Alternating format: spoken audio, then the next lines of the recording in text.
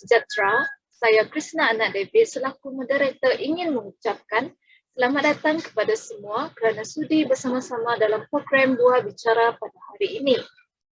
Pada hari yang indah ini, kita akan bersama dengan tetamu jemputan kita dalam topik Buah Bicara yang amat menarik, iaitu mengenai hak dan tanggungjawab sebagai warga negara. Terlebih dahulu, saya ingin memperkenalkan tetamu jemputan kita pada hari ini, iaitu Saudari Khairina. Apa khabar, Saudari? Salam sejahtera juga saya ucapkan dan Alhamdulillah saya berada dalam keadaan yang baik. Baiklah, berkenaan dengan topik kita pada hari ini, iaitu hak dan tanggungjawab sebagai warga negara.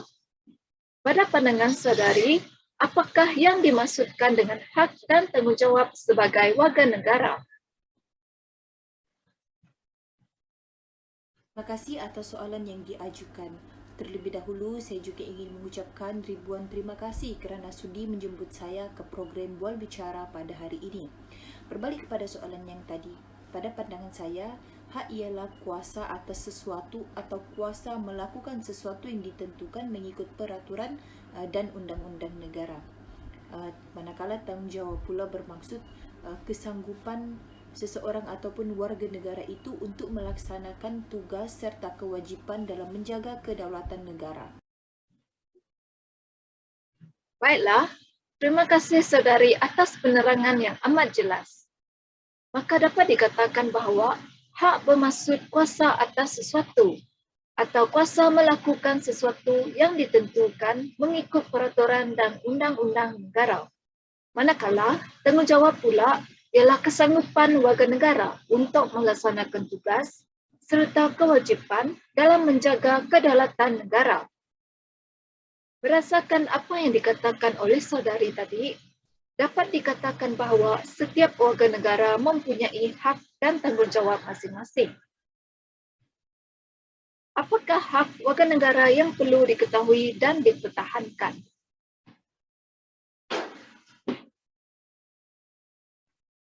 Terdapat 9 hak warga negara yang perlu diketahui dan dipertahankan, iaitu kebebasan diri, pengabdian dan kerja paksa, perlindungan daripada undang-undang jenayah yang berkuat kuasa kebelakangan dan perbicaraan berulang, kesamarataan, larangan buang negeri dan kebebasan bergerak, kebebasan bercakap, berhimpun dan menubuhkan persatuan, kebebasan beragama, hak-hak berkenaan dengan pendidikan dan hak terhadap harta.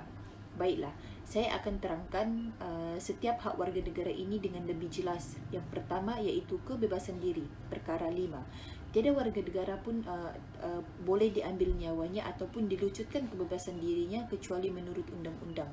Seterusnya pengabdian dan kerja paksa, perkara 6, iaitu tiada mana-mana warga negara pun yang boleh ditahan sebagai abdi. Segala jenis kerja paksa adalah dilarang, tetapi Parlimen boleh dengan kuasa undang-undangnya boleh membuat peruntukan untuk tujuan perkhidmatan kerahan tenaga bagi maksud negara. Hak warga negara yang seterusnya ialah perlindungan daripada undang-undang jenayah yang berkuat kuasa kebelakangan dan perbicaraan berulang. Perkara 7 iaitu tiada warga negara yang boleh dihukum jika perbuatan itu tidak menjadi kesalahan di sisi undang-undang semasa perbuatan itu dilakukan. Seseorang warga negara yang telah dibebaskan ataupun disabitkan dengan suatu kesalahan tidak boleh dibicarakan semula kerana kesalahan yang sama. Sekiranya perintah pembebasan tersebut dibatalkan oleh mahkamah yang lebih tinggi daripada mahkamah yang membebaskannya, maka dia boleh dibicarakan semula. Seterusnya adalah hak kesamarataan, perkara 8, iaitu semua warga negara adalah sama rata di sisi undang-undang dan berhak untuk mendapatkan perlindungan yang sama rata di sisi undang-undang. Seseorang warga negara itu tidak boleh didiskriminasikan daripada aspek agama, kaum, keturunan ataupun tempat lahirnya.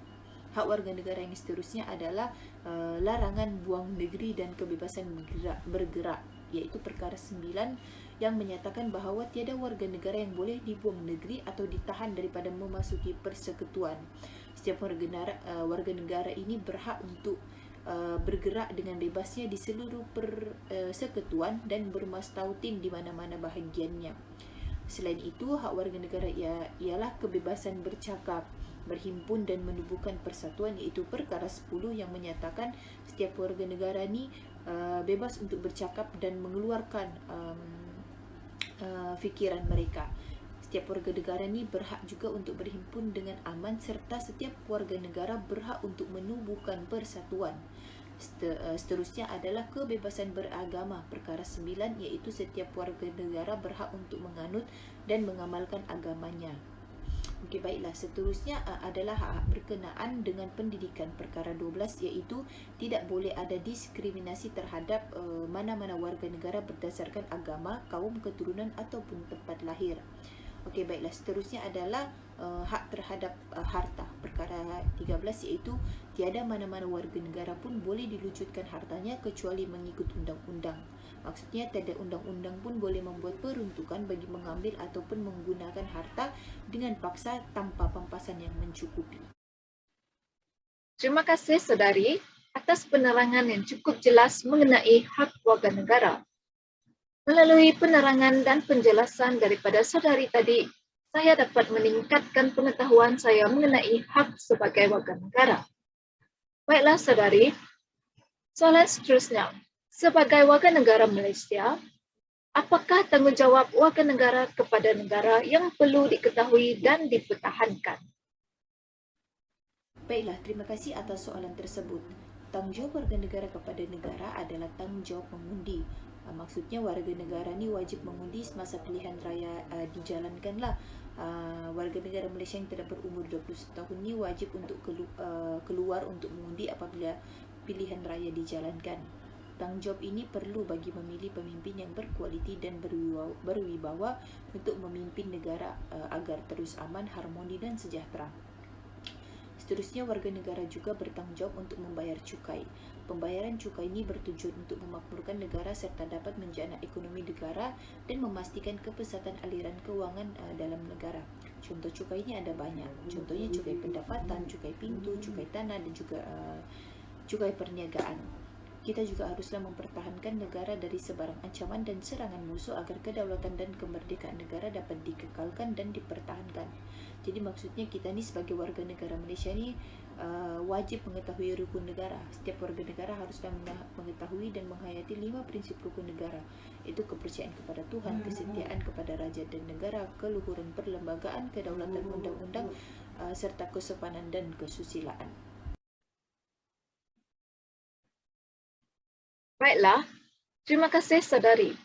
Seperti yang dinyatakan oleh saudari tadi, dapat saya ringkaskan bahawa terdapat 4 tanggungjawab warga negara kepada negara yang perlu diketahui dan dipertahankan, iaitu tanggungjawab mengundi, membayar cukai, mempertahankan negara dan wajib mengetahui rukun negara. Seperti yang dikatakan oleh saudari tadi, terdapat 5 prinsip rukun negara yang perlu kita tahu, iaitu kepercayaan kepada Tuhan, kesetiaan kepada raja dan negara, keluhuran perlembagaan, kedaulatan undang-undang, serta kesopanan dan kesusilaan.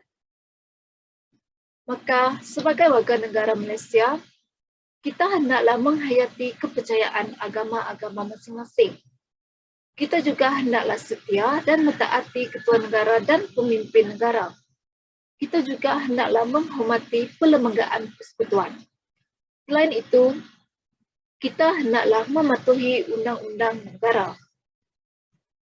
Sebagai warga negara Malaysia, kita juga haruslah mengamalkan budaya dan nilai-nilai murni dalam kehidupan seharian. Maka apa yang saya hendak katakan adalah kita haruslah menghayati prinsip rukun negara agar keamanan dan keharmonian negara kita dapat dipelihara dan dikekalkan. Baiklah, pada pandangan saudari, apakah cara yang betul untuk menyuarakan pandangan mengenai hak warga negara? Baiklah, pada pandangan saya, cara yang betul untuk menyuarakan pandangan mengenai hak warga negara adalah dengan menggunakan saluran yang betul seperti menulis surat atau laporan kepada wakil rakyat dan mendapat permit kebenaran untuk berhimpun tanpa menyentuh isu-isu yang boleh menjejaskan keamanan dan keharmonian negara. Saya setuju dengan pandangan Sadari. Menyuarakan pandangan dengan menggunakan saluran yang betul tanpa menyentuh isu-isu yang boleh menjejaskan keharmonian dan keamanan negara adalah penting agar dapat mengelakkan berlakunya kekacauan atau keadaan huru-hara supaya kita dapat hidup dalam keadaan yang aman dan damai. Baiklah, soalan yang seterusnya iaitu soalan yang terakhir. Bagaimanakah cara menunjukkan tanggungjawab sebagai warga negara kepada negara?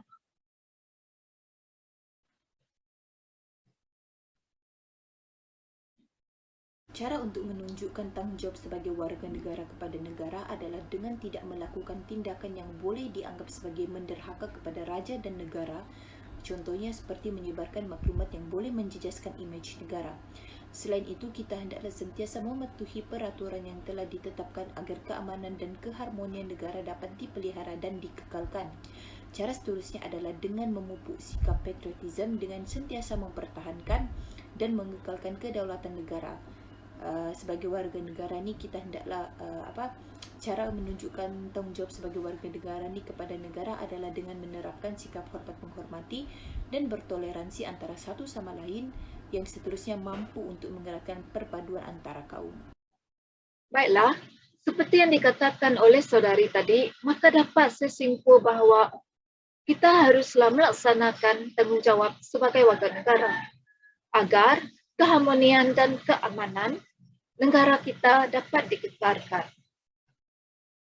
Kita perlu mengetahui dan melaksanakan hak dan tanggungjawab sebagai warga negara, di samping batasan yang perlu dipatuhi demi kesejahteraan dan keharmonian diri, masyarakat dan negara. Dengan ini juga, kita akan berasa gembira dan bersyukur kerana dapat hidup dalam keadaan yang tenang dalam sebuah negara yang aman dan damai. Baiklah, selesai sudah buah bicara kita pada hari ini. Terima kasih kepada tetamu jemputan kita pada hari ini kerana sudi meluangkan masa bersama-sama untuk perkongsian ilmu yang sangat bermanfaat. Dengan ini, saya ingin memohon maaf sekiranya terdapat kekurangan atau kesilapan sepanjang buah bicara pada hari ini. Sekian, terima kasih.